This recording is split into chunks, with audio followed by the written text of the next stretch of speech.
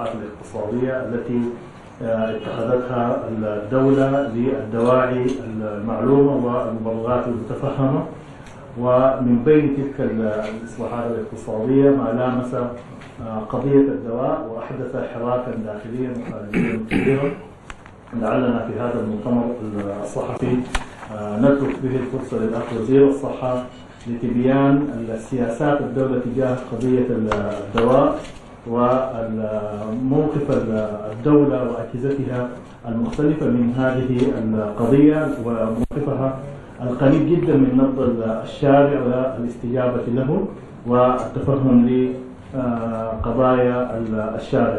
الأخ بحر إدريس وزير الصحة متحدثا في مستهل هذا المؤتمر الصحفي. حقيقة مؤتمر الصحفي اليوم نعتقد أنه مهم، لذلك يعني جاء في هذا التوقيت ويوم الجمعة يعني لأنه موضوع الدواء كما تعلمون من القضايا اللي في اهتمام الشارع والمواطن والدولة باستمرار يعني طيلة السنوات الماضية.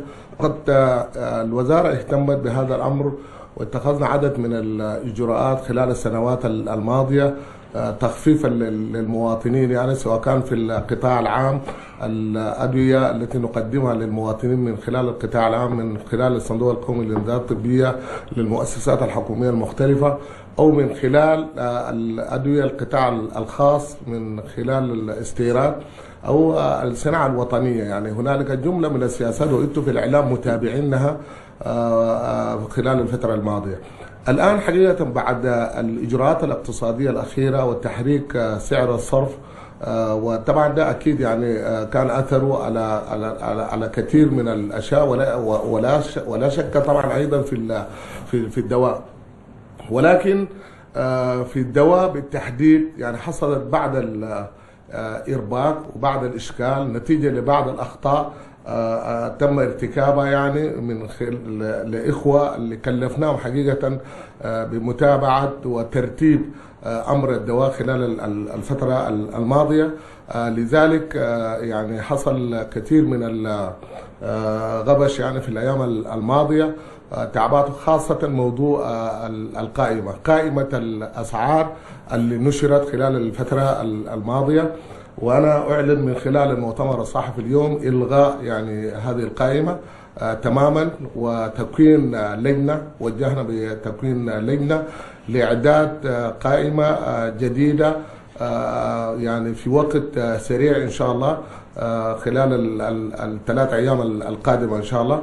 وهذا الإلغاء بسبب لأسباب الآتية: واحد، أول حاجة القائمة دي شملت أدوية أصلا ما مفروض تكون ذاتها موجودة في القائمة، لأنه القائمة معنية بأدوية الاستيراد وبعض الأدوية التي شملت في القائمة وخاصة بأسعار عالية جدا، وكان ده محل نقاش حقيقة في وسائل الإعلام المختلفة.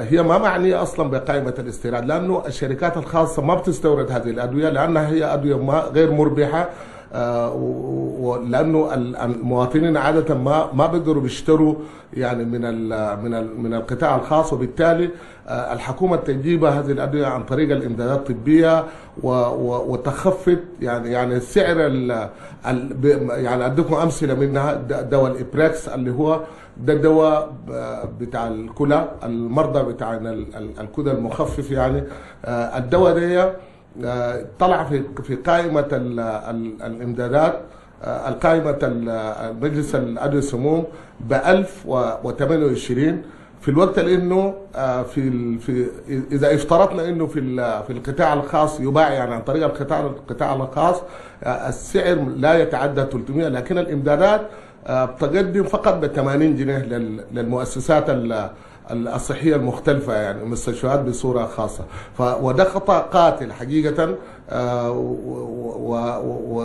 وأمر حقيقة سبب مشكلة كبيرة، بالإضافة للأنسولين كذلك، وأيضا بخاخ الأزمة.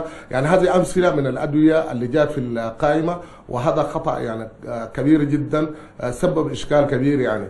بالإضافة إلى أنه القائمة نفسها بحاجة إلى مراجعة، لأنه الأدوية صحيح طبعا بعد تحريك سعر الصرف بكون في زيادات، ولكن الزيادات لازم تكون منطقية ولازم تكون موضوعية، ولازم في أدوية تجي من جديد وفي أدوية كانت موجودة أيضا، وبالتالي طبعا ما بكون أسعارها تكون واحدة يعني. لذلك هذا الإلغاء جاء لهذه الأسباب، وتتم مراجعتها بسرعة عشان الشركات بعد ذلك تقدر تبيع يعني. ده أفتكر ده قرار مهم جدا بالنسبة لنا في الوزارة والدولة. الأمر الآخر، هنالك قرار أيضا من الدولة للتخفيف على المواطنين يعني. كل الأدوية اللي الأمراض المزمنة، وأنا أذكرها لكم يعني بالاسم هنا، سوف ترجع إلى أسعار القديمة قبل الزيادة في الإمدادات، وتباع بنفس أو توزع بنفس الأسعار القديمة. هي أدوية ضغط الدم والسكري والأزمة وشلل الرعاش والأمراض النفسية، أدوية الأمراض النفسية والذبحة القلبية والصرع وهيموفيليا وهبوط القلب وتخفيض الكوليسترول والغدة الدرقية وهرمون النمو وتغذية الأطفال. يعني هذه الأدوية ما حتكون فيها أي زيادة، نفس الأسعار القديمة ما قبل الزيادة دي يعني. بالإضافة إلى السياسات السابقة للدولة، تستمر سياسات العلاج المجاني. كما تعلمون أن الدولة تدفع يعني حوالي 113 مليون أدوية بقيمة 113 مليون دولار في العام للعلاج المجاني، والآن سوف يرتفع إلى حوالي تقريبا 155 إلى 155 مليون، لأنه حندخل القلب كذلك وبعض الأدوية الأخرى يعني. فدي سياسة العلاج المجاني سوف تستمر كذلك. الأمر الآخر المهم جدا داير أوضح للناس أيضا، من أهم الإجراءات التي تمت اتخاذها للتفادي الآثار السالبة لسياسات اتخذتها الدولة خلال الفترة الماضية، الاستمرار في برنامج الأدوية المجانية زي ما ذكرت، وده تمت زيادة ميزانية أدوية البرامج المجانية من أكثر من 780 مليون جنيه في عام 2016 إلى مليار أو 1.81 مليار جنيه في عام 2017، أي في الميزانية القادمة يعني بتاع 2017.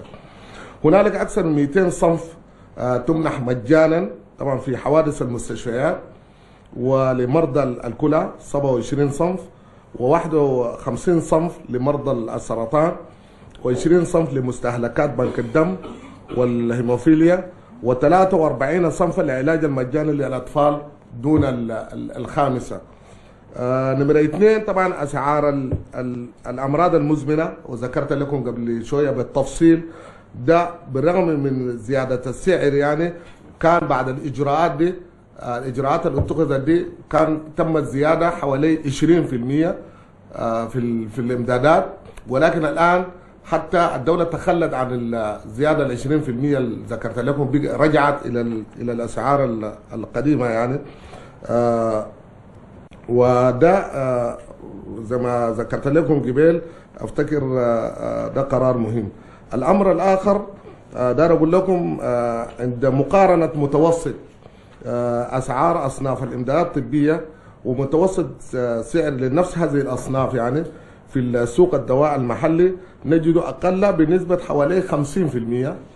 كويس، تقدر نسبة فرق السعر يعني هذه بمبلغ 269 مليون جنيه. بمعنى آخر، الكميات اللي وزعتها الإمدادات الطبية كانت قيمته 166 مليون جنيه، وقيمة نفس هذه الكميات حسب متوسط أسعارها في السوق المحلي 435. يعني لاحظوا الفرق ده، 435 مليون جنيه. أيضا كما استطاعت الإمدادات يعني دعم أسعار حوالي 50 صنف جميعا من الأدوية غالية الثمن، بالنسبة دعم أكثر من 40% في المتوسط. ومن هذه الأدوية على سبيل المثال يعني الإيمينوجلوبين والذي يعني خفض سعره. السعر الحقيقي للدواء ده كان 3,771 جنيه، ولكن الآن تم تخفيضه إلى 1000 جنيه أو مليون جنيه يعني بالسعر بالتسمية القديمة يعني. يعني بالنسبة للدعم تزيد عن 70%. ده نموذج يعني، وهذا من أجل التخفيف يعني على الناس يعني. طيب ايضا توحيد اسعار في جميع انحاء البلاد. دي سياسه طبعا كما تعلمون هي مقرره اصلا من الدوله. سوف نمضي يعني لتوحيد سعر الاسعار في جميع انحاء البلاد بغض النظر عن بعد عن الامدادات. بمعنى اخر يتحمل الصندوق تكاليف ترحيل الادويه والمستلزمات الطبيه الى الولايات، ومن رئاسه الولايات الى المرافق الصحيه. وانا يمكن قبل يعني 3 أيام كنت في زيارة مع الأخ النائب في ولايات دارفور. يمكن مشينا أقصى المحليات، محلية الردوم ومحلية عمدافوق ومحلية دربات فوق جبل مرة ومحلية رهد البرد. يمكن دي محليات كلها بعيدة جدا. وجدنا أدوية العلاج المجاني موجودة. أدوية العلاج المجاني، أنا أي حتة مشينا كنت بمشي طوالي المستشفى، بمشي المراكز الصحية عشان أتفقد إنه هل إحنا أدويتنا حقت العلاج المجاني دي واصلة ولا ما واصلة. يمكن يعني وجدت إنه أدوية العلاج المجاني واصلة. يعني في بعض الإشكالات في بعض الحتات في الترحيل في حاجات زي دي عالجناها، لأنه دي مسؤولية حقت الإمدادات الطبية في توصيل الأدوية دي. حتى حتات اللي بكون فيها صعوبة وصول في فترات الخريف وكده عملنا سياسات معينة عشان نتصل في وقت مبكر وكده. فكان مطمئن جدا حقيقة انه وده اهمية توحيد سعر الصرف ده. يعني كل الدول واصل، حتى المحليات اللي ذكرت لكم الآن وهنا في العاصمة كلها تكون واحد يعني. طيب لمراقبة أسعار أدوية الصندوق بواسطة المستفيدين تم اتباع قائمة أسعار بيع أدوية الصندوق للمواطنين، وبدأ الصندوق في التوزيع قائمة الأسعار وكذلك قوائم الأصراف المجانية على جميع المؤسسات الصحية الحكومية والمدارس، حتى يضمن وصول هذه الأدوية للمستفيدين بالأسعار الصادرة من الصندوق. الأمر الآخر الصندوق القومي للتأمين الصحي، ده طبعا ده فيه قائمة الأدوية والمستهلكات الطبية المجانية هي كلها موجودة. وملكنا بالمناسبة وزعنا الكتيبات دي، وزعناها وملكناها لكل حتى المحليات عشان المواطن نفسه يكون عارف يقدر يتحاجج به. اذا مشى مثلا المرفق الصحي ده ولقى انه اي معلومه ما مطابقه للحقائق الموجوده هنا من حقه يقول انه الكلام ده ما صحيح ده الكتيب الصادر يعني من الوزاره يعني من الامدادات. طيب الصندوق القومي للتامين الصحي وده مهم جدا كما تعلمون ان احنا نسعى جميعا كدوله نقوي التامين الصحي، وحتى نحول ايضا لدينا سياسه التمويل الصحه. ده حقيقه عملنا اجتماعات مشتركه بيننا كوزاره الرعايه ممثله في التامين الصحي. عملنا ورقه واحده لكيفيه تقويه التامين الصحي وتحويل ادويه العلاج المجاني اللي بلغ 113 مليون دولار في السنه في بطاقه التامين الصحي، حتى يكون المستفيدين هم المواطنين السودانيين. لانه هسه العلاج المجاني الموجود عندنا في السودان حقيقه ما موجود في الدول الاخرى، يعني في عديد من الدول ما موجوده. بالتالي يعني انتم كلكم يمكن في المجتمع موجودين، كثير من الناس حتى اللي عندهم امكانات بيتعالجوا برا بيجوا بعدك بياخذوا العلاجات المستمره والادويه من هنا لانها مجانيه. لكن السياسه دي مقصود بها انه نحولها الى التامين الصحي على اساس انه تبقى موجوده في البطاقه والمستفيدين منها فقط المواطنين السودانيين وفقط الناس المعنيين. لانه الان قلت لك حتى الاجانب يعني بيتعالجوا باعتبار انه والله ده دواء مجاني وما بيميز يعني بين المواطن السوداني وغير السوداني يعني. فدي من السياسات اللي احنا ماشيين فيها لتقوية التأمين الصحي. ويعني في التأمين الصحي كما ذكرت أن عدد المواطنين الذين أدخلوا في التأمين الصحي حتى الآن حوالي 15 مليون مواطن بنسبة 42% من عدد السكان. لكن بالسياسة اللي قلناها دي هترتفع طبعا النسبة دي بصورة كبيرة. يشارك هؤلاء المؤمن عليهم بالنسبة 4%، وتقوم الحكومة بالدفع نسبة 6%. التأمين الصحي يوفر الخدمات العلاجية مجانا، ويساهم المؤمن عليهم بالنسبة 25 فقط من تكلفة الدواء دي. لذلك زيادة الميزانية المخصصة للتأمين الصحي والاستمرار في إدخال الأسر الفقيرة وعددها 3.5 مليون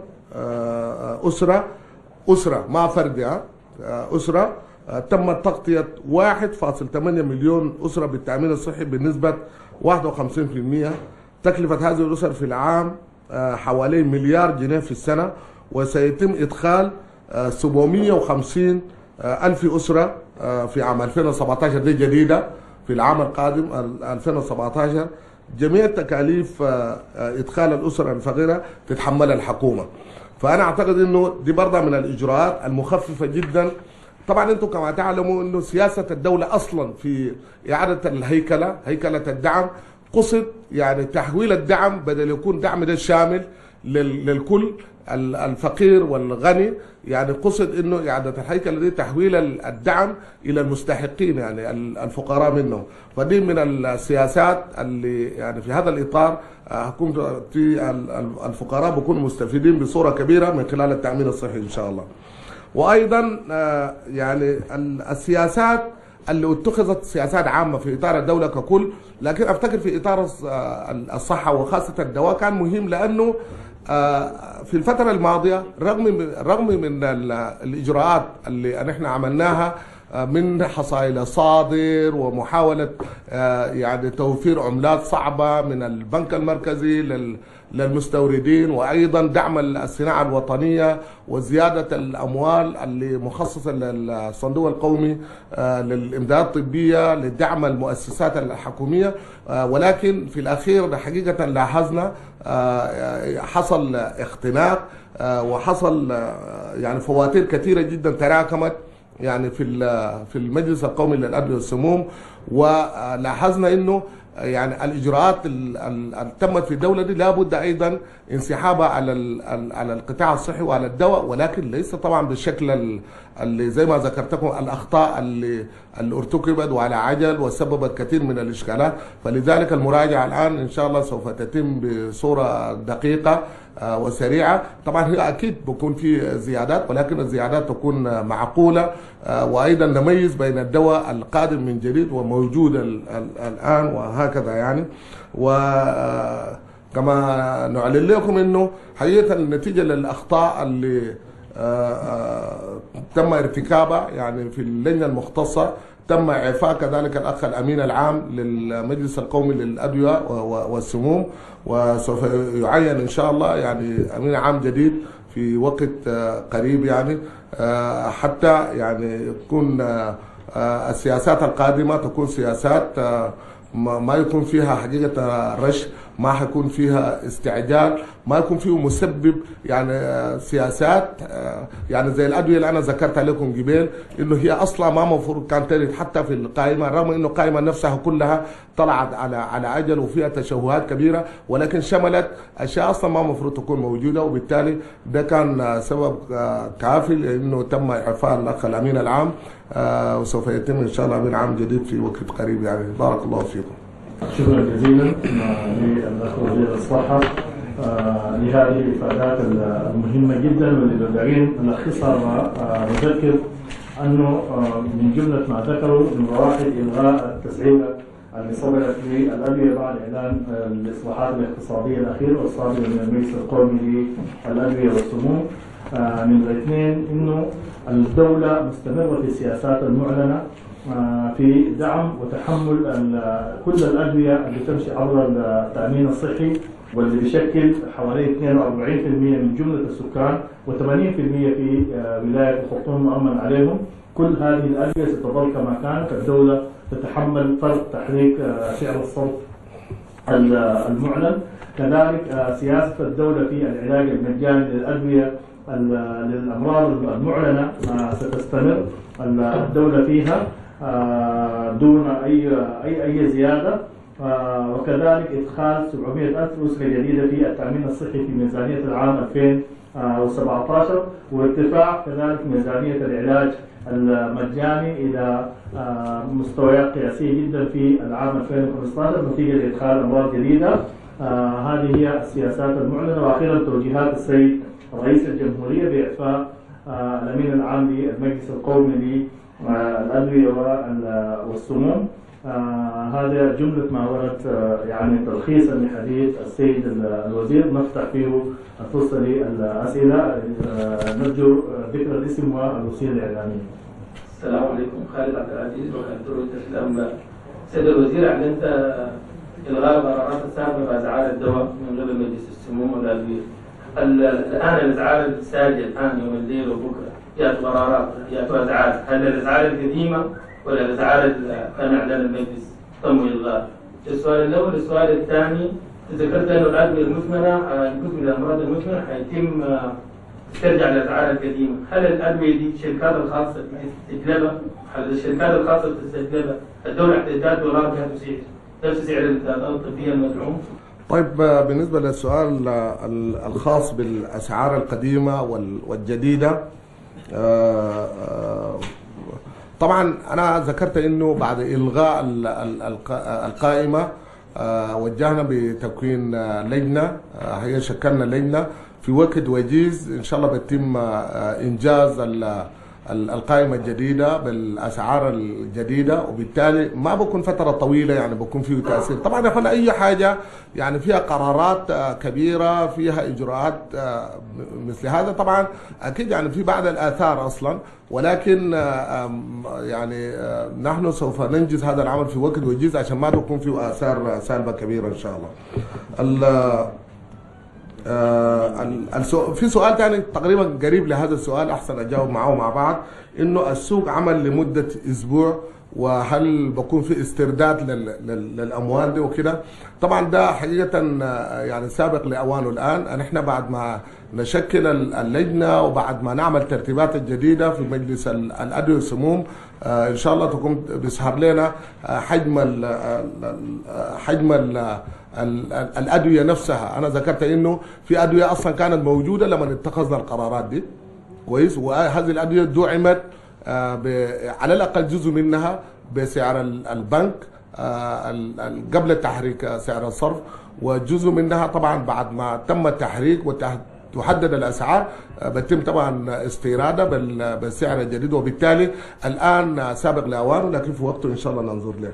السؤال اللي بيتعلق امين عام المجلس واعفائه وهل في اخرين، طبعا اي مسؤوليه يا اخوان انتم عارفين طبعا المسؤول الاول في اي مؤسسه هو اللي بيكون مسؤول حتى لو معه الاخرين. يعني في الخطا المسؤوليه الاولى انا في وزاره الصحه، لو في مسؤوليه بيتحملها انا حقيقه يعني، حتى لو ارتكبها اي زول شخصي اخر الا كان مسؤوليه شخصيه، لكن اذا مسؤوليه عامه حقت المؤسسه بيتحملها الزول الاول يعني، وبالتالي لذلك الامر كان على الامين عام المجلس يعني.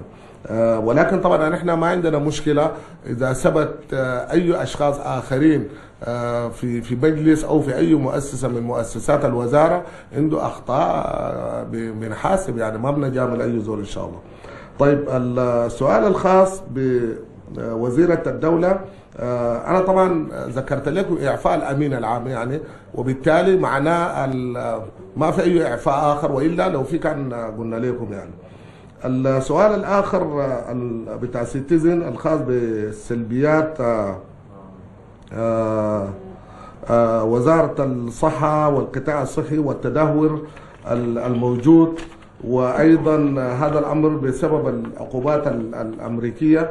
طبعا أنا داير أقول لك أول حاجة القطاع الصحي ما منهار، وأنا يمكن وزير 4 سنوات وحاجة الآن، واستطيع ان اقيم بمعلومات دقيقه جدا انه القطاع الصحي قبل 4 سنوات قبل 5 سنوات كيف والان كيف. اعتقد انه حصل فيه تطور كبير جدا في القطاع الصحي في وزاره الصحه في وزارات الصحه الولاييه، وده يعني ممكن ان احنا نرجع للارقام. مثلا اديك نموذج الطاقة الشاملة. برنامج الطاقة الشاملة ده برنامج ما كان موجود أصلا وما كان مدعوم أصلا بقرش واحد. خلال 3 سنوات الفاتت وزارة المالية خصصت في العام الأول للبرنامج 73 مليون أو مليار يعني بالقديم. في العام اللي بعده 136 مليار بالقديم. في العام السابق كان 241 مليون. وفي هذا العام في الميزانية الجديدة بتاع 2017 احنا رفعناه أكثر من 300. هذا البرنامج ساهم في تغطية، يعني كان 14% من سكان السودان ما عندهم أي نوع من التغطية في حدود ال5 كيلو. الآن وصلنا تغطية جغرافية، أنا بقصد 98%. طبعا دي جغرافية. بعد ذاك تحدي الكادر، بدأنا تدريب الكادر الوسيط من القابلات، من المعاونين الصحيين، المساعدين الطبيين، من الأطباء العموميين.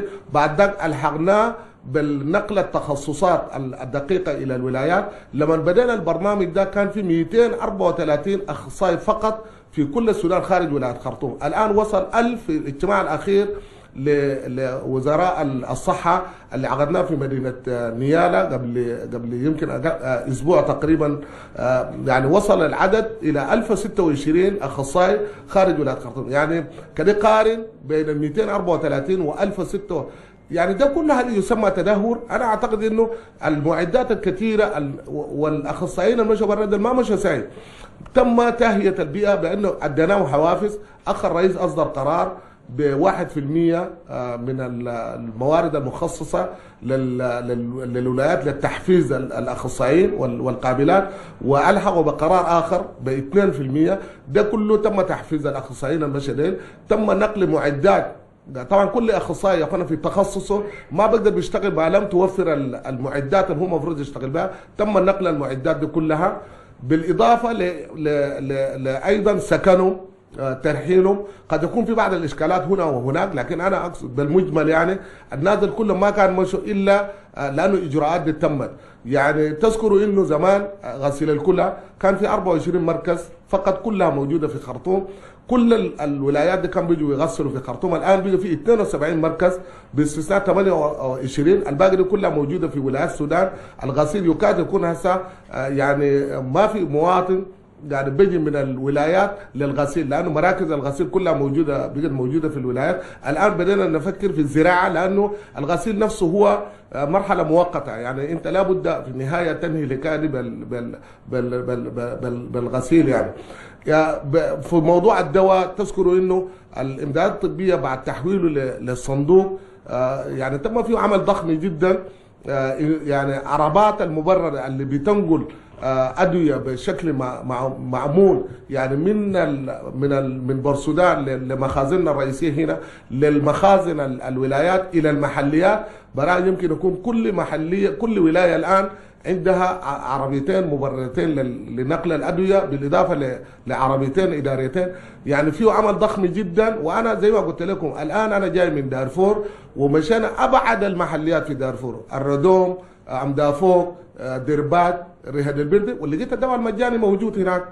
ولقيت فعلا اطلعت ما فقط مجرد الادويه الموجوده، اطلعت على شكل التوزيع والشكل حتى الملفات حافظينها كيف. في الردوم لقيت حتى زول بتاع الردوم ده حافظ معلوماته كلها بالكمبيوتر. يعني فتح لنا كمبيوتره وورانا الادويه الجات في الفتره اللي فاتت دي كلها كيف الصرف تم، حتى في ملف بتاع الاصول بتاعه ورانا كلها. يعني انا افتكر انه يا اخوانا الشغل ده ما كان موجود يعني قبل كده. لا تستطيع ان تقول انه ده تدهور. يعني اهتمام قيادة الدولة بأمر الصحة. بقى رئيس الجمهورية بيرأس المجلس القومي لتنسيق الخدمات الصحية، ده فيه القطاع الصحي بلس كل الناس المعنيين من الوزارات الأخرى، لأنه الصحة ما موجودة فقط في وزارة الصحة، لكن زي ما بيسموا عالميا health in all policies. يعني أصلا الصحة دي موجودة في مؤسسات أخرى، وده المجلس ده عشان ينسق الجهد الصحي في كل هذه المؤسسات. فأدي نماذج فقط. يعني أنا أديك، لكن عندنا المعلومات دي ممكن من وزارة الصحة يا أخي الرشيد. كل شخص ده يتحصل على التفصيل، معلومات التفصيلية اللي تم في الصحة في الفترة اللي فاتت. لا تستطيع أن تقول بأن في انهيار، ولكن الصحة يا أخوانا ما زي يعني هسه الوزارة دي يوميا في الجرائد، يوميا في الصحف، يوميا في وزارات يمكن شهر كامل المواطن ما بيتذكرها ذاته، لانه امر صح اصلا يعني امر يعني على مدار اليوم، على مدار الساعه، والاحتياج مستمر اصلا. يعني صحه، انا بالمناسبه كنت في اجتماع مع وزير الصحه التركي، قال لي ميزانيتنا 37 مليار، لكن الميزانيه دي يعني ما مكفيانا. فما اصلا الصحه دي كل ما نشتغل كل ما بكون في احتياج جديد، وده واجبنا، فلا بد انه نواكب كل مره عشان نوفر الخدمات افضل، وكل ما يكون في حاجه اضافيه لازم نواكب عشان نوفر بصوره افضل، ولكن لا تستطيع ان كل هذا التطور تسميه تدهور يعني.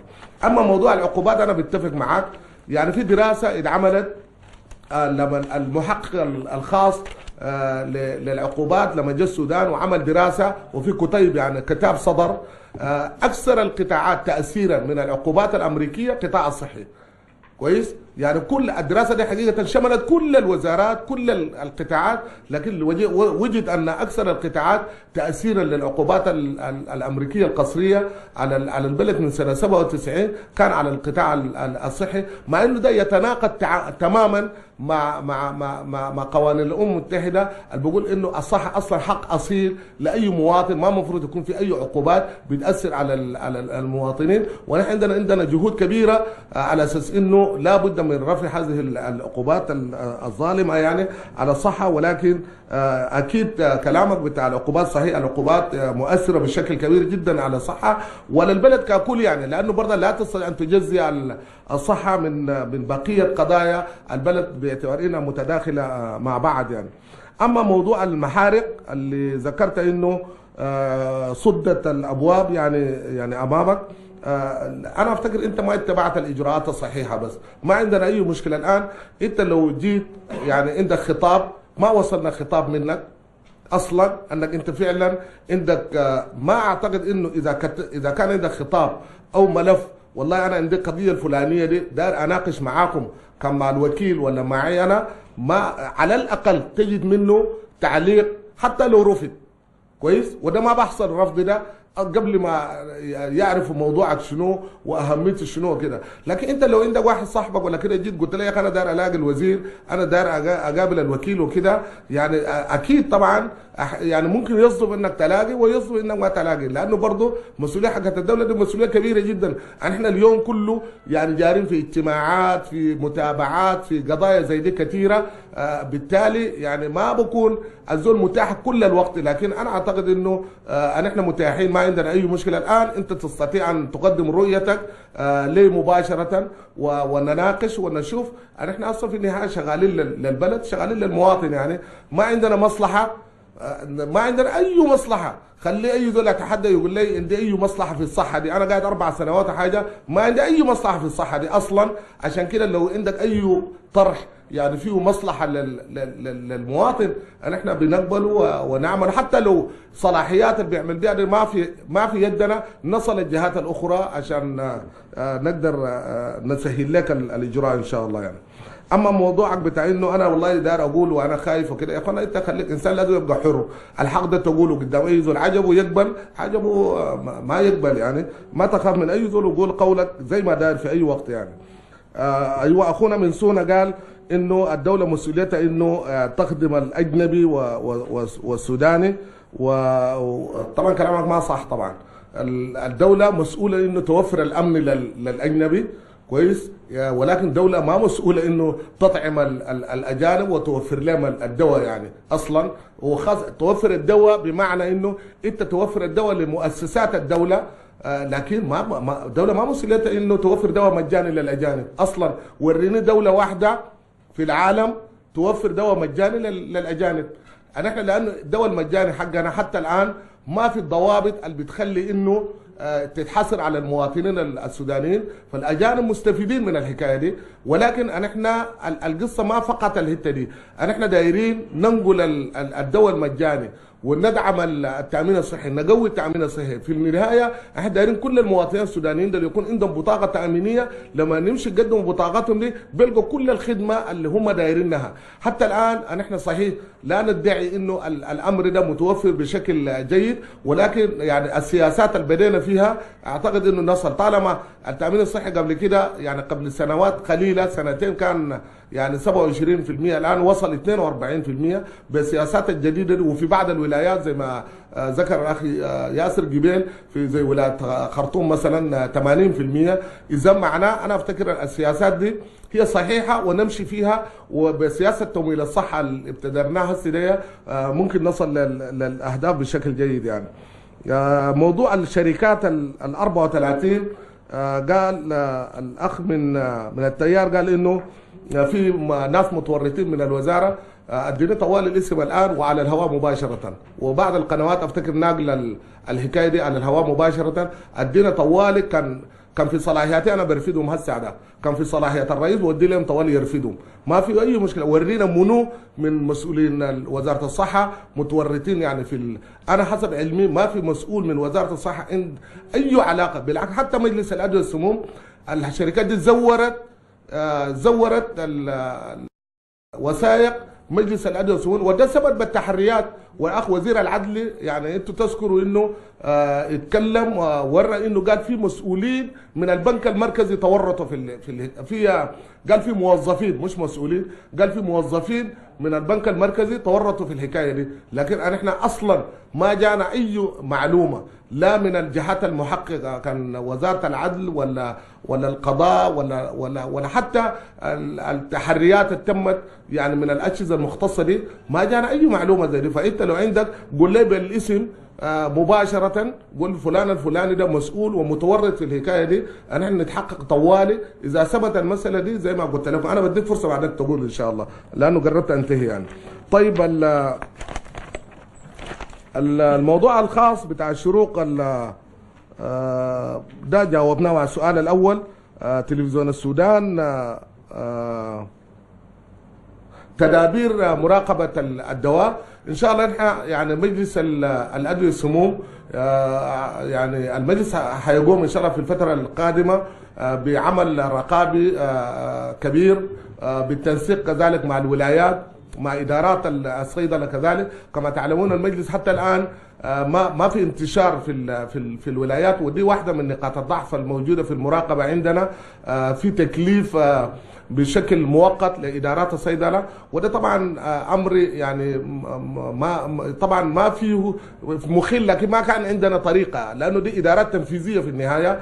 يجب ان تنتشر فروع المجلس في الولايات عشان تقوم بواجب الرقابي، ولكن المجلس ان شاء الله في الفتره القادمه يعني يقوم بعمل كبير. انا اناشد كذلك يا اخوانا، الرقابه ما بتتم فقط بمجلس الادويه والسموم، الرقابه بتاع المواطنين اهم. في كل ولايه، في كل محليه، في كل وحده اداريه في مواطنين موجودين، في مسؤولين موجودين من اللجان الشعبيه، في مسؤولين المختلفين الموجودين دول.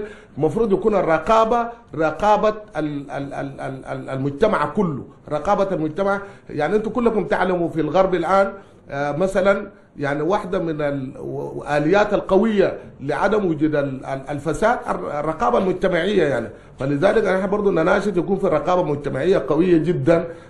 الأخ ياسر ممكن أخونا ده كان نديه فرصة عشان لو عنده أسماء يقول لنا بالنسبة للناس المتورطين من الوزارة يعني. طيب شكرا جزيلا للسيد الوزير على هذه الإجابات والأسئلة التي قدمت في هذا المؤتمر الصحفي. وأقول أن هذا المؤتمر الصحفي يؤكد بجلاء أن الدولة تملك إرادة سياسية قوية جدا في المضي نحو استكمال تنفيذ برنامج الإصلاح الذي أعلنته مشروعا هاديا لها في عملها، وهو يؤكد كذلك أن أجهزة الدولة من القوة بحيث أنها تراجع عملها، وإذا كانت هناك أي خطأ في أي مؤسسة من مؤسسات الدولة تمتلك الشجاعة أن تقول أن هناك خطأ هنا وينبغي أن يصحح، وهذه هي إجراءات التصحيح. ثم أن هذا المؤتمر الصحفي كذلك يؤكد وبوضوح تام أن الدولة مع الحكومة مع مواطنيها تتحسس نبضهم وتقف مع آمالهم وطموحاتهم، وأنها ساعية في تخفيف الآثار السلبية التي يمكن أن تنجم هناك جراء تطبيق الإصلاحات الاقتصادية التي بررت لها الدولة في أكثر من منبر. كذلك هذا المؤتمر الصحفي يؤكد أن القيادة السياسية متابعة جدا لبرنامج الحكومة في جميع وزاراتها وفي جميع محاور الأداء، وغادر على اتخاذ القرارات التي تصحح الأداء وتقودنا جميعا نحو استكمال الإصلاح ورفاهية المواطن وتنفيذ برامج الإصلاح التي أعلنتها الدولة أكثر من مرة. أنا في الختام أشكركم شكرا جزيلا على حسن استجابتكم في هذا اليوم الجمعة. إن شاء الله نستمر بكم في مؤتمرات صحفية قادمة ومزيد من الانتشارات بإذن الله. السلام عليكم.